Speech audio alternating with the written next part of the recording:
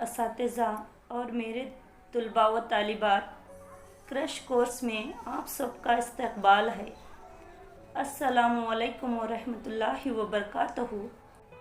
عزیز بچوں، آج کا ہمارا ٹاپک فارسی کے عظیم شاعر طوط ہند امیر خسرو ہے۔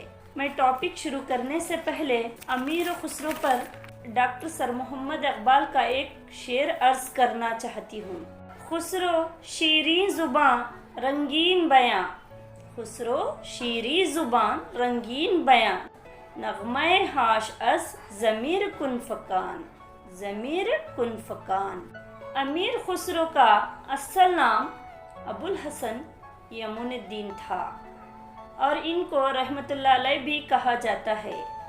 امیر خسرو کی ولادت اتکم المحرم 1254 عیسوی بمطابق 1651 ہجری میں بمقام مومن پورہ ضلع ایٹا یعنی پٹیالہ کے مقام پر ہوئی۔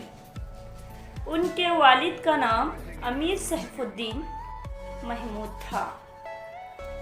دراصل امیر سیف الدین ہزارہ قبیلے سے تعلق رکھتے تھے۔ 1220 عیسوی میں چنگیز خان نے سمرقند اور بخارا کو تہس نہس کر دیا، چنانچہ قبیلہ آپ نے سردار کے ہمراہ ہندوستان منتقل ہوئے۔ سلطان التمش نے اس قبیلے کو اپنی پناہ میں لے لیا ہے۔ سردار امیر سیف الدین محمود کو سلطان التمش کے دربار میں اپنے خداداد صلاحیتوں کے بلبوتے پر شاہ کے اقرباء میں شامل ہوئے۔ ان کی غربت کی بنا پر شاہ نے امیر سیف الدین کو ایک جاگیر بھی عطا کی، جسے ایٹا یعنی پٹیالہ بعد مومن پورہ ضلع بھی کہا جاتا ہے، اور 1203 کے وظیفہ بھی مقرر کر دیا۔ اور اس کے بعد امیر سیف الدین کی شادی اس دور کے ایک اور امیر عماد الملک راوت کی بیٹی دولت ناز سے ہوئی۔ امیر خسرو کی پیدائش پر ان کے والد ان کا نام ابوالحسن رکھا اور لقب یمن الدین قرار پایا۔ امیر خسرو کی پیدائش کے وقت امیر خسرو کو ان کے والد انہیں کپڑے میں لپیٹ کر ایک مرد درویش کی خانقاہ میں لے گئے۔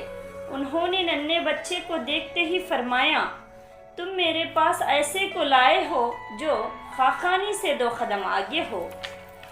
اس مرد درویش نے ننھے بچے کی پیشانی پر لکھی عبارت پڑھ لی تھی، ہونہار بروے کے چکنے چکنے پر،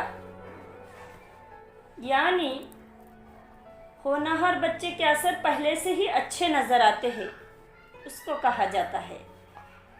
امیر خسرو بچپن ہی سے بلا کے ذہین تھے۔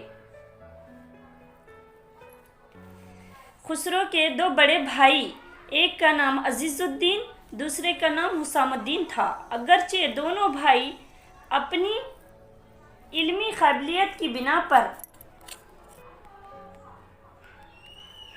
محترم مانے جاتے تھے، لیکن جو مقام امیر خسرو کو نصیب ہوا وہ دوسرے بھائیوں کو نہ مل سکا۔ امیر خسرو ابھی 8 برس کے ہی تھے کہ ان کے والد سردار سیف الدین 659 ہجری میں باخضر اپنی وفات پا گئے۔ اس کے بعد آپ کے نانا عماد الملک نے آپ کی پرورش کی اور نانا نے نہایت انداز میں سرپرستی کی، کیونکہ آپ کے نانا بذات خود صاحب علم و فضل اور صاحب جاہ و ثروت بھی تھے۔ انہوں نے خسرو کی تعلیم و تربیت بہت اچھے انداز میں کی۔ ان کی تربیت میں کوئی کمی نہ تھی۔ خسرو 15 سال کی عمر میں تمام علوم میں مہارت حاصل کر لی تھی۔ فطری طور پر امیر خسرو ایک شاعر پیدا ہوئے تھے اور بہت ہی چھوٹی عمر میں شعر گوئی کا آغاز شروع کر دیا۔ دوستو، ڈاکٹر وحید مرزا یونیورسٹی لکھنؤ میں پروفیسر تھے اور انہوں نے امیر خسرو کے یاتو اثرات پر ڈاکٹریٹ کی۔ اپنی تحقیق مطالعے میں انہوں نے کہا کہ خسرو کی عمر ابھی 10 نہ ہوگی۔ ان کے استاد خواجہ سعید الدین اپنے شاگرد کے ہمراہ مشہور عالم خواجہ عزیز الدین کی محفل میں لے کر خسرو کا تعارف کرایا اور کہا کہ یہ بچہ شعر بڑے اچھے ترنم سے پڑھتا ہے، ذرا اسے بھی ایک دو اشعار پڑھوا کر دیکھیے۔ چنانچہ عزیز الدین نے یہ ایک کتاب امیر خسرو کے ہاتھوں دے دی اور کہا اس کو پڑھو۔ خسرو نے اس کتاب نہایت مترنم اور سریلی آواز سے پڑھنا شروع کر دیا، جس پر سامعین پر ایک وجدانی کیفیت طاری ہو گئی۔ تاہم غازی صاحب ایک اور دوست جو اس محفل میں تشریف فرما تھے کہنے لگے، اشعار پڑھ لینا کوئی بڑی بات نہیں، اس سے کہا جائے کہ چار متفرق چیزوں کے نام جن میں بظاہر کوئی مناسبت نہ ہو ایک ہی شعر میں اس طرح بیان کرے تو اس مربوط مضمون کی شکل میں نظر آنے لگے۔ چنانچہ چار چیزوں کے نام دیے گئے تھے: بیضہ، تیر، خربوزہ اور منہ۔ ان الفاظ پر امیر خسرو برجستہ ایک ربائی کہی اور ساتھ ہی ایک ہندی میں بھی ربائی کہی، اور ربائی سن کر سب لوگ حیران رہ گئے، اور ساتھ ہی ساتھ ہندی زبان میں اچھے ربائی اشعار بھی کہتے تھے۔ اسی طرح مذکورہ بالا غیر مرتوب الفاظ کا اشعار کی لڑی میں پروتے تھے۔ ایک ایسی نشست میں چار چیزوں کے نام ہندی میں بھی دیے گئے، انہی مربوط انداز میں شاعری میں پرو دیا جائے۔ وہ الفاظ یہ تھے: کھیر، چرخا، کتا، ڈھول۔ کھیر پکائی جتن سے، چرخا دیا جلا، آیا کتا کھا گیا، تو بیٹھی ڈھول بجا۔ جب تک امیر خسرو کے نانا ان کے سرپرست سلامت رہے، روز شب بڑے آرام و آسائش سے گزرے۔ نانا کے انتقال کے بعد نا امیدی کا شکار ہو گئے۔ آخر کار ان کی ذہانت اور صلاحیت نے انہیں دربار تک پہنچایا۔ خصوصاً علاءالدین خلجی کے دور میں اپنی شاعرانہ صلاحیتوں کے اظہار کا بھرپور موقع نصیب ہوا۔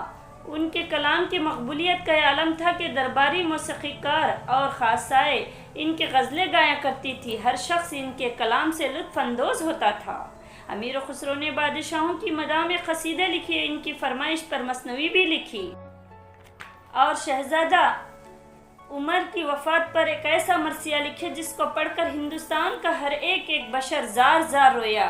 علاءالدین خلجی کے بیٹے مبارک شاہ خلجی کی فرمائش پر ایک مثنوی نہے سپر لکھی، جس کی تکمیل پر بادشاہ نے ہاتھی کے ہم وزن سونا دینے کا وعدہ کیا تھا، اور بادشاہ نے وعدہ پورا کیا، لیکن انعام کی حقیقت کسی کو معلوم نہ ہو سکی۔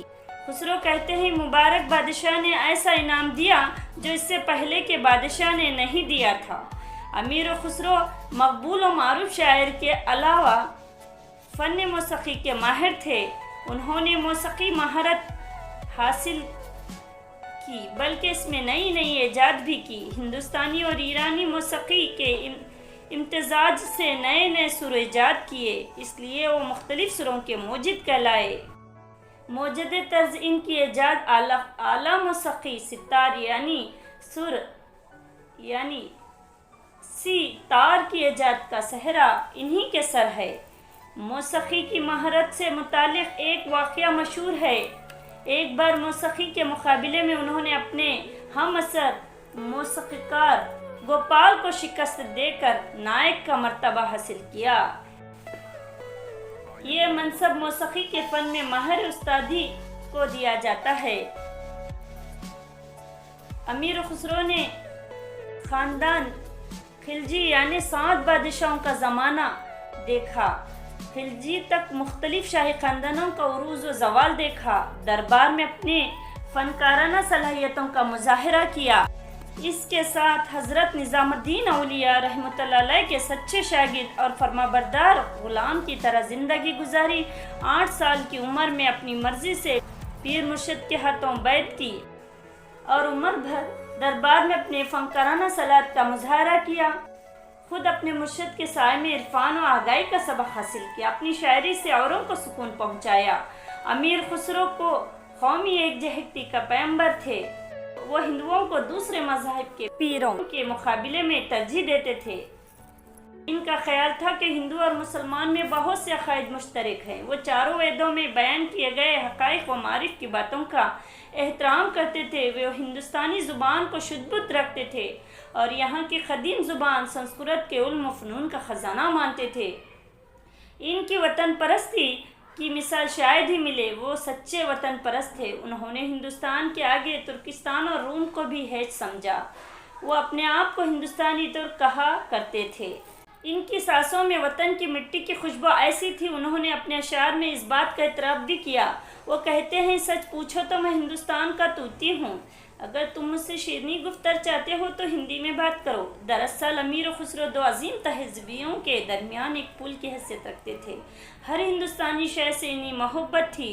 ہندوستانی آب و ہوا، تہذیب، عقائد ان کی شخصیت میں ایسے رچ بس گئے تھے جیسے ستار کی تار میں سر۔ ان کے نزدیک اپنے وطن کی حیثیت جنت عدنان کی سی تھی۔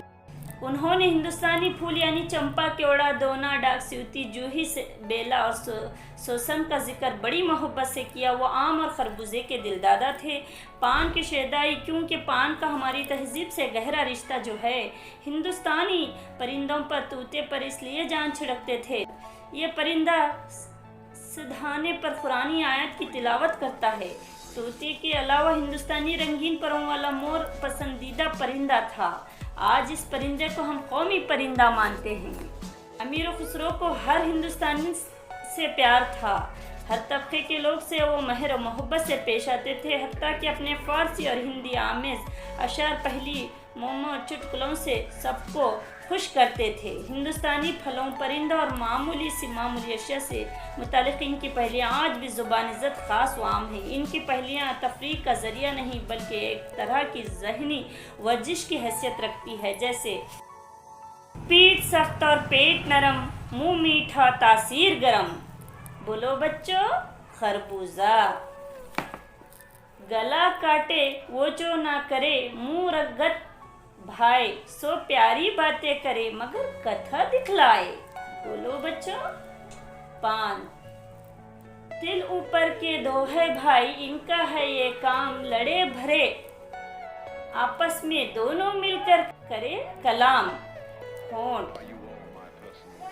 گھوم گھمیلا لہنگا پہنے، ایک پاؤں سے رہے کھڑی، 8 ہاتھ ہیں اس ناری کے، صورت اس کی لگے پری، سب کوئی اس کی چاہا کرے، گبرو مسلمان ہندو چھتری۔ خسرو نے یہ کہی پہلی، دل میں اپنے سوچ زری۔ بولو بچوں، چھتری۔ امیر خسرو کے نزدیک شاعری محض ایک شوق نہیں، حکمت کی باتوں کا ذریعہ تھا۔ انہوں نے مثنویوں لیلا، مجنوں، شیری، فرہاد اور آئینہ سکندری میں اپنے تینوں بیٹیوں کو بھی خوب نصیحت کی۔ مثنوی حیشت بحشت میں اپنی بیٹی کو بعفت اور پاک دامنی رہنے کی تاکید کی۔ امیر خسرو کا شمار ایسی نائب ہستیوں میں ہوتا ہے۔ ہمہ جہت شخصیت کے مالک تھے، باکمال شاعر، اعلیٰ پائے کے موسیقار، جانثار مرید، سچے وطن پرست، نیک نیت انسان۔ ان کا نام ابوالحسن تھا۔ پورے ہندوستان میں ان کی موسیقی نہ صرف روشناس ہوئی بلکہ ان کو بےحد مقبولیت کے ساتھ رائج کیا۔ فارسی ادب میں بھی خسرو کا مقام اپنی انفرادیت، روایت، لاسانی ہے اور انہی ادب میں ایک اعلیٰ درجے کا عالم بلند مرتبہ صوفی بے مثال شاعر قرار دیا جاتا ہے۔ امیر خسرو کی وفات 1325 میں ہوئی اور نظام الدین اولیاء کے مزار کے قریب دلی یعنی ہندوستان میں دفن ہے۔ دوستو، علامہ اقبال نے امیر خسرو کے لیے ایک شعر فرمایا تھا، رہے نہ ایبک وہ غوری کے مار کے باقی، ہمیشہ تازہ وہ شیریں ہے نغمہ خسرو۔ اللہ حافظ۔